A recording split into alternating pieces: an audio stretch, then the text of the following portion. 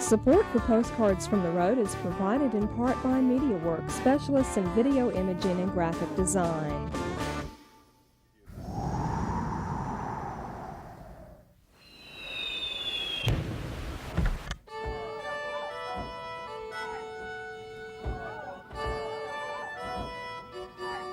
This month, Postcards cruised Florida's Gulf Coast Highway 98, and what a ride it was!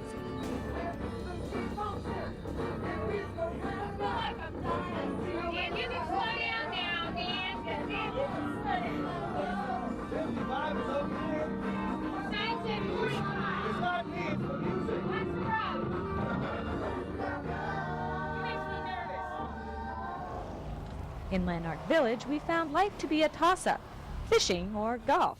And when in Lanark, one hole, winner takes all. This is for big money. Big like the most beginner club known to man. There isn't one. I'm not a golfer, but by golly, I'll give it a try. 7 or an 8 iron. Because I'm weak, What is like it? an 8 iron. No idea. That's a putter. That's a putter. You'll need You that don't need later. that till we get to the green. Okay. I guess I need one of those big ones. in Carribell, we took in the sights, met inventor Harry Soule, and do-si-doed with caller Peter Richardson. We found Helen, a local legend, and heaven in slices at Julia Mills. Then we crossed the St. George Sound to the secluded Dog Island, a bohemian paradise. Upon rolling into Carribell, we pulled into the BP station owned and operated by Blanche Cox. We soon found it doubled as campaign headquarters for her 1992 presidential campaign. I've got common sense in the first place, and I know if you don't put it into our country, you can't get anything out of our country. And if you don't invest in America, you can't make America grow. By unanimous vote, we elected her to host our show. Hello and welcome to Postcards from the Road. This is Blanche Cox in beautiful Carribell, Florida. Perfect! Perfect! I see presidential material here. In the crook of Florida's panhandle, tucked behind the St. George Sound, there's a little fishing village named Carribell. If you don't slow down as you cruise Highway 98, you're liable to miss it, and that would be a shame.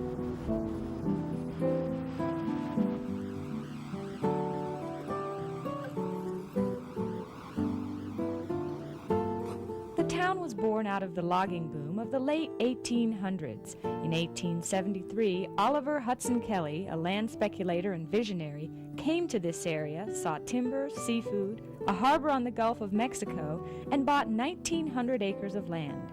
By 1890, he had proclaimed himself mayor and named the town after his niece, Carrie Hall, who, as the story goes, was the belle of the town.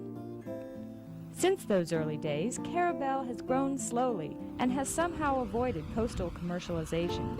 Many of the town's natural areas have been preserved. The mainstay of the economy has been commercial fishing, but lately tough new regulations have left many of the town's fishermen without a fish story to tell. If we don't get rid of the marine fisheries, we'll be out of business before you know it.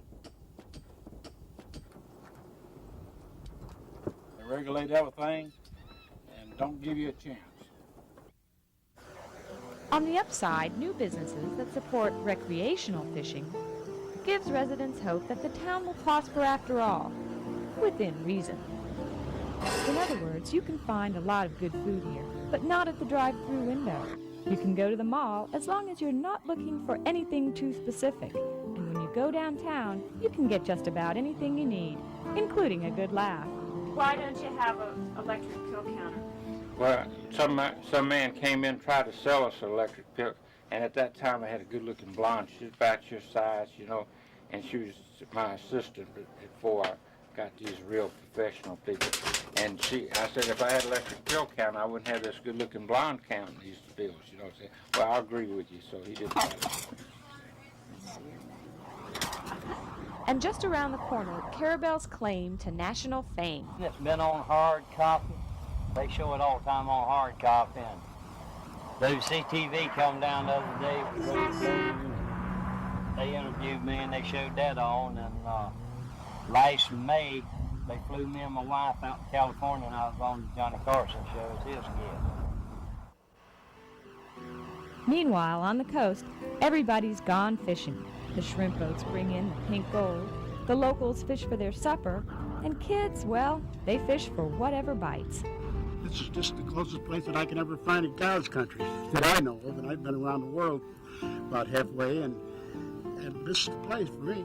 You got the sun, the beach, the weather, the sea, and the people are nice.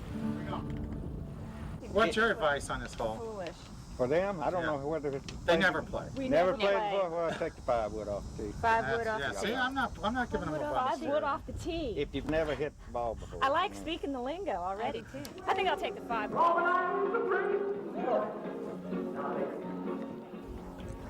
Carribell is a town whose influence spreads easily to the neighboring communities because of its people. The Whirlaways of Tallahassee, for example, are just one group of square dance lovers in these parts whose weekly dances are called by Carribell's Peter Richardson. Side stall through, right and left through, half through, right and left through with the outside too. Roll away with the half sachet, 2 down over here, mate. 2 down over.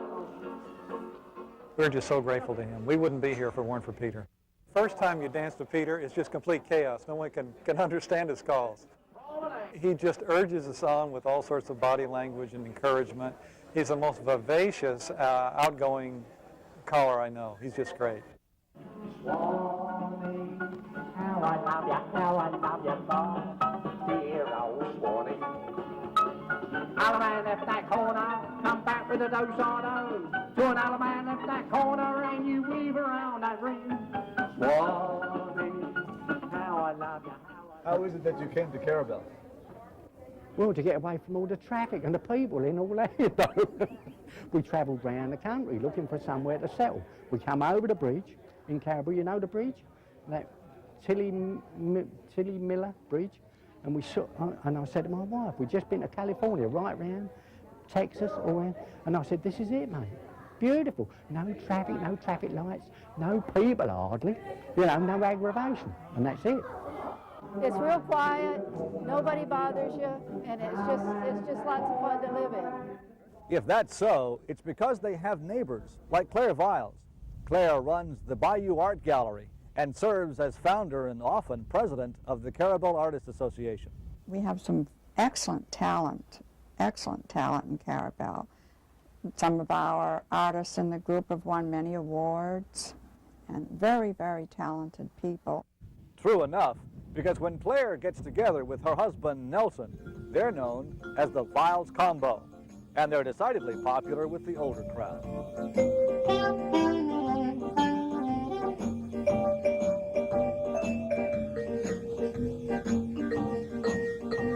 We do a terrific number of benefits. For example, around Christmas, we'll probably do anywhere from 10 to 12 benefits in nursing homes, senior citizens places, and old Lanark Village and places like that. Today, they're playing for the residents of the Bay St. George Care Center in East Point.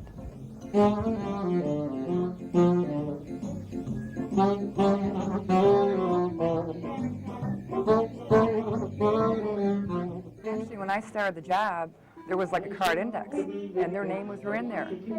And I just got a hold of them, and that's how I got to know them. Little did I know they just lived down the road from me, and we just got to be real good friends, and anytime I call them, they're right here for us.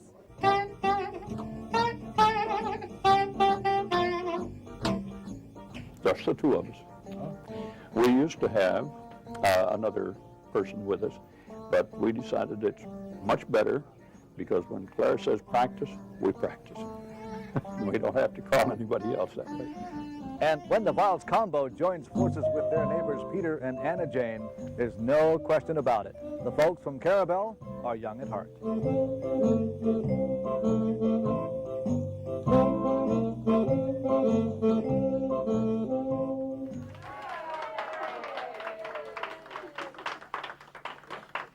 All right, I need a 5 off the iron. I mean, 5. You need a wood, right? Wood off the 5. 5 wood. 5 wood. 5 wood here. 5 wood on the No, iron. you're getting advice here from the president. I do great practice, and then when the ball actually gets there, I hit it way too hard.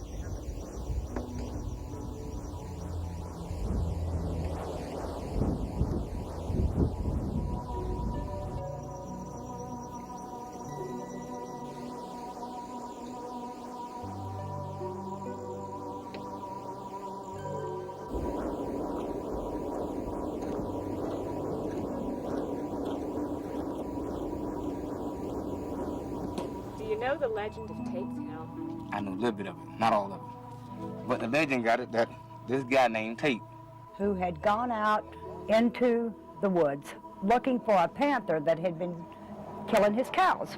There was a mailman that delivered the mail. He went out there and got lost. The man was, as I heard it, was on a bear hunting trip. The man went into the swamp chasing the dog. And the dog got killed, he lost his gun, and he wandered in there for about 10 days. I've heard it was 10, and then I've heard it was 14. maybe a year or two, something like that. They said that he went crazy because he was out there for so long.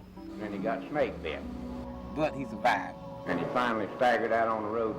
His hair had turned white, his clothes were about gone off of him, and he just fell by the side of the road. Somebody met him, and they asked him who he was, and he said, "Boys, my name's Tate, and I've just been through hell." And then he died. And that's the legend, Tate's Hill. That's a true story. Woo! Up, up. Where'd it go? hole! It's in the hole! I can't believe it! It is not. Of course it's not. I never get a hole in one.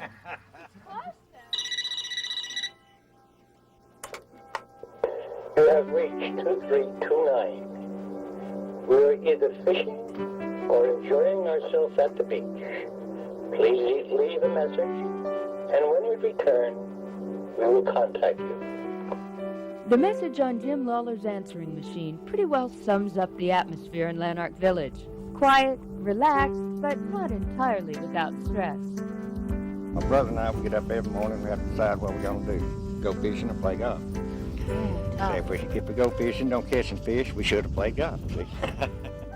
The village itself is built from the remains of an old World War II Army base that housed one of the first amphibious training units in the country. The beaches of nearby Carribell and the adjacent swamplands provided ideal conditions for teaching the dangerous techniques of water assault. This was the officers' quarters for Camp Gordon Johnson, and they were converted in the late 50s, early 60s into a retirement community. Today, the village is home to about 400 families, most of whom moved from the north to enjoy the sun, the Gulf, and of course, the golf. Hey, look at the star there. The private golf club, which is sort of open to the public, is a 6-hole par 3 course where members and visitors can work the kinks out of their game in a friendly, laid-back atmosphere. Whoa! Is that your car? Is that your car? Is that your car? She missed How much for the car? Should I call my insurance man? Accidents aside, the greens fees are certainly reasonable. $1 a day for members, $3 for visitors, and the pro shop where you sign in is nothing more than a wooden collection box that's run on the honor system. No, as a matter of fact. I've never seen a golf bag like this. This is an old PCB pipe, and same thing with the cap down there. This is part of an old lounge chair. Oh, lounge chair. Yeah, it is. What's this? And this, that's the most valuable thing. Yeah, that's to get your balls out of the lake. Even for those who don't play golf, Lanark Village is a special community. A place where people can live the rest of their lives doing what they want, when they want, in a quiet, friendly atmosphere. It's like no other place in the United States. We are the last frontier of Florida. We are still in a pristine stage. We still have our trees and the water on the other side of us, and it's just a little bit of heaven.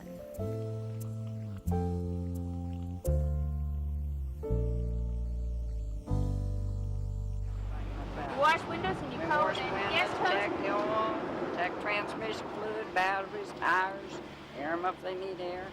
We're a real service station. Do you do all the work? I mean, this is Yes, totally yours. I'm going to give you that right there just when you get up. Go ahead and tell you.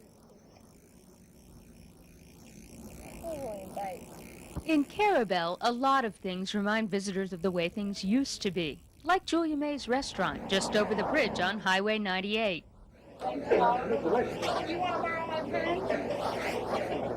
It's like Floyd's Barbershop in Andy and Mayberry. Everybody comes in, has coffee, and Taps all the local gossip. All of them were stationed in the Army at Leadville. The restaurant is named after Julia May Putnam, the original owner whose simple Southern-style cooking is so legendary, people regularly fly into the little airport down the road just to eat dinner.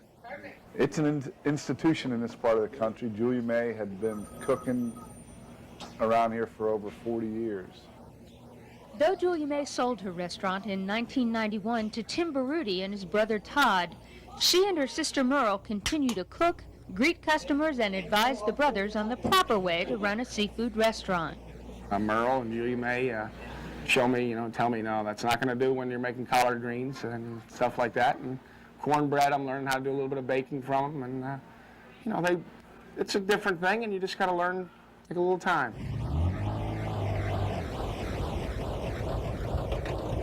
The key to Julia May's success is fresh seafood, only a few hours old and as local as the fishermen who deliver it to the dock behind the kitchen each morning.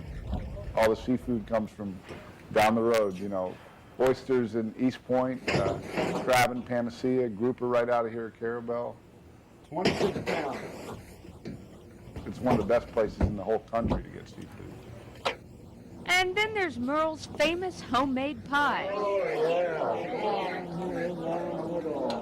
This is the way restaurants used to be. It's a quaint place. It's nothing beautiful, and it's old Formica, and as you can see, it's not the prettiest restaurant in the world, but food speaks for itself. It's the way Florida used to be. Ruining my golf. You're on TV all the time. I am not. Whack it. Where'd it go? Over there, to the left. Oh, man. Whoa! Oh, you wounded Mother Earth. Shoot, Trish. Digging a hole to China there, are you? She's wounded Mother Earth. I'm sorry. Where is he? I'm sorry.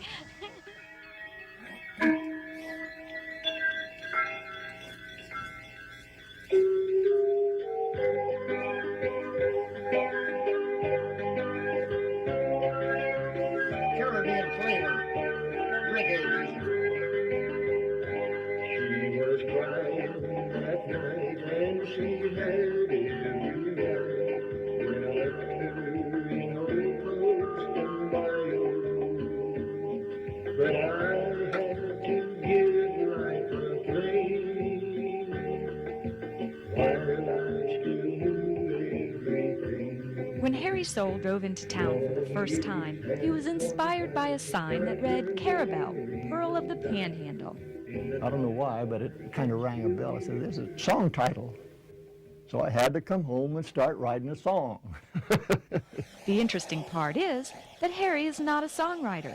He doesn't know how to write music, and it's the only song he's ever written. What might explain it is the fact that Harry is an inventor, so creating new things comes naturally. His most notable inventions include mast steps, a device that facilitates climbing a mast, and a brand new musical instrument called the Bigfoot. Presently, Harry is taking a break from inventing and keeping busy with his best friend Maria Vickers, but he wasn't too busy to take us into his workshop and play us Carribell's official theme song. Please stay with me here at home, but this crazy fool had to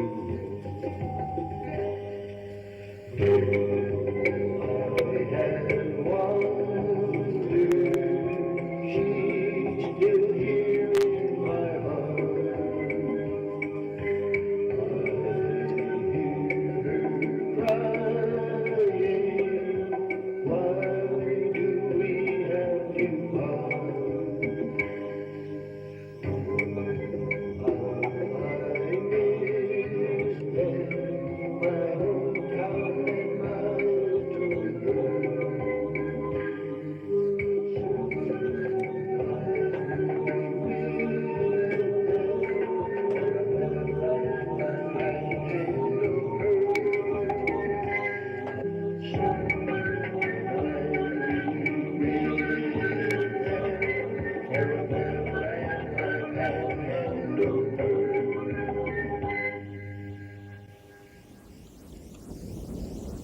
Three and a half miles off the coast of Carribell is a place called Dog Island. a little piece of paradise where the forces of nature are the only developers. With less than 150 homes and only a dozen full-time residents, there are no stores, no phone lines, and no cable TV. What makes Dog Island unique is its isolation, and that is what's protected it from development over the years and kept it from turning into something like St. George or the Fort Walton Beach area in Panama City. Is because it is isolated. It's difficult to get here. In fact, the only way to get to the island is by boat or small plane. And the only way to get around on the island is by foot, unless, of course, you own one of the island vehicles. And even then, transportation is no guarantee. There isn't an infrastructure on Dog Island. No paved roads, no real need for a speed limit, and no such thing as a gas station. If you didn't bring it, you'll have to live without it. But what you do have on Dog Island is priceless. The harbor serves as the grocery store. The horizon is the theater. And the ebb and flow of the tides are all you really need to mark the passage of time. I read a Zen saying one time that there's a place in this world for everyone and what they need, where they can find harmony and peace.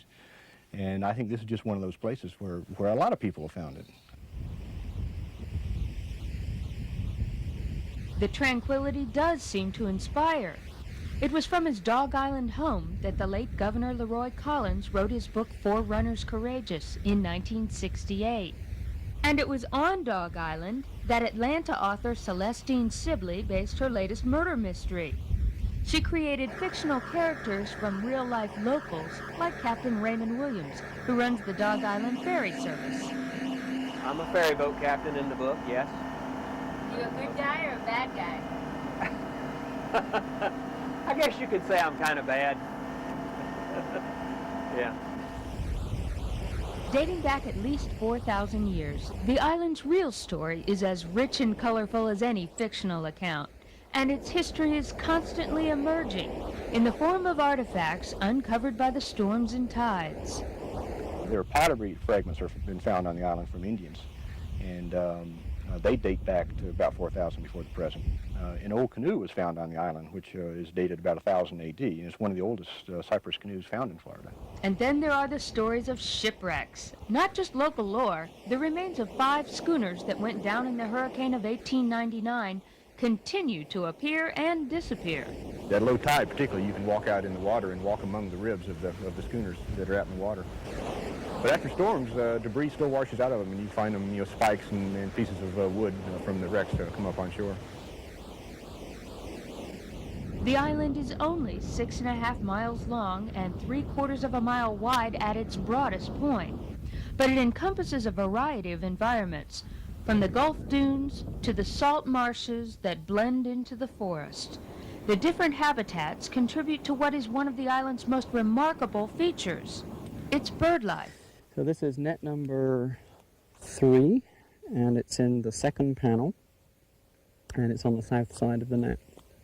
So this is a bird more of open field. Duncan Everett and his wife Lila have been studying the 200 different species of birds that have been recorded on the island. It's the last stop, the last gas station, if you like, for a lot of birds that are heading to Mexico, or conversely, it's the first gas station for birds that are heading into North America in the spring. And indeed, in the spring, a lot of birds will make first landfall on Dog Island in a totally exhausted state. Most of the land on Dog Island is part of the Jeff Lewis Wilderness Preserve, which is managed by a non-profit organization called the Barrier Island Trust. The trust was set up to preserve Dog Island in its natural state and guarantee the continued existence of this fragile piece of paradise. Just think what it's going to be like in 20 years. It will be priceless. There will be no place like Dog Island left, not just in Florida, but probably in the country. The pressure on coastal properties like this are going to be immense, and that's why it's so crucial for us at this time to save this place, and do it in such a way that it can't come unsaved. Whoa, off the green. Well, I'm not familiar with these greens. See, that's bent grass. Yeah. It's closer than it was before. That's kind of Am I still pitching, putting? No, actually, I guess the other persons will be away, but we could speed this up. Hit it a couple more times.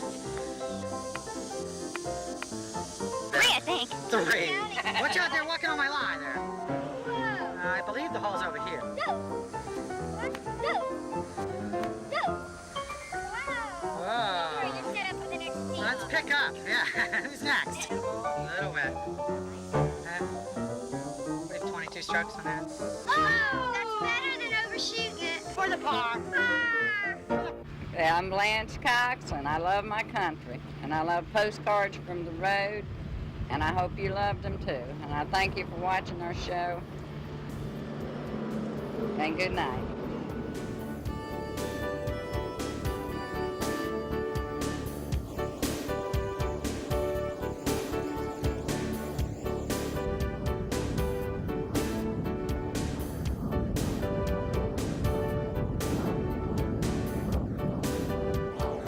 Honda, say postcard. Come here, Bobby. Come here. This road ever ends.